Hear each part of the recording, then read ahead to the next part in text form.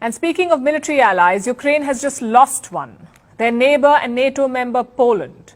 The breakup was brewing for a while now. It started when Poland banned the import of Ukrainian food grains. You see, Ukraine cannot export via sea. So they dumped their food grain in neighboring countries like Poland. But Poland said no more. Their farmers were losing out because of cheap Ukrainian grain. Kiev rejected this decision. They also filed a lawsuit at the World Trade Organization. Let me repeat that. A lawsuit against their own ally. Poland did not say very much about the legal action. But this week, President Zelensky went a step further. He crossed a red line during his speech at the United Nations General Assembly. Listen to this.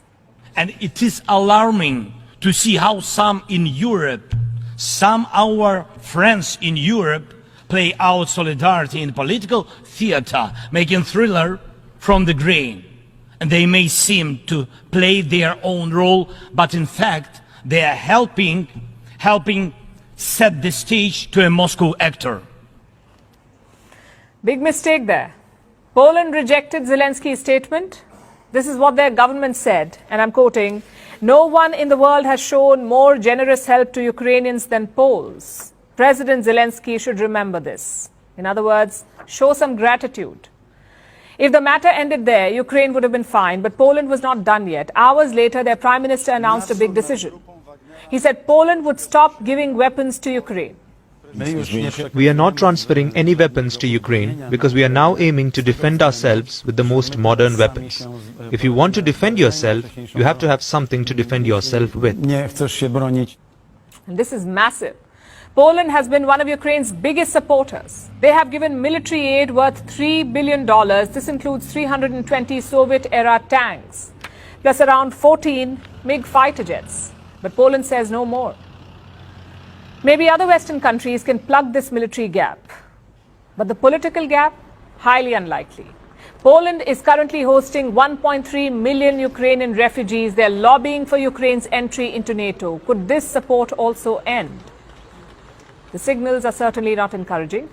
Poland has spent around $16 billion to support refugees. $16 billion. They gave money for healthcare, education, housing. But the government says this aid will end in 2024, so no more financial support either. What explains this sudden U-turn by Poland? Well, Ukraine's lawsuit is just one reason. Another reason is Poland's domestic politics. Elections are due next month, and the ruling party is facing a lot of pressure. People are not so thrilled about hosting refugees anymore. Last year, around 91% of Poles supported welcoming Ukrainian refugees. And this year, it's fallen to 69%. So supporting Ukraine is not that popular anymore. Having said that, Kiev too must take the blame. They're still in this war because of their allies, because of the weapons they got. So what Zelensky did was a diplomatic blunder. First, he filed a lawsuit against Poland. Then he raised the issue at the United Nations. It's not surprising, though. Ukraine has made the same mistake with other countries, even India.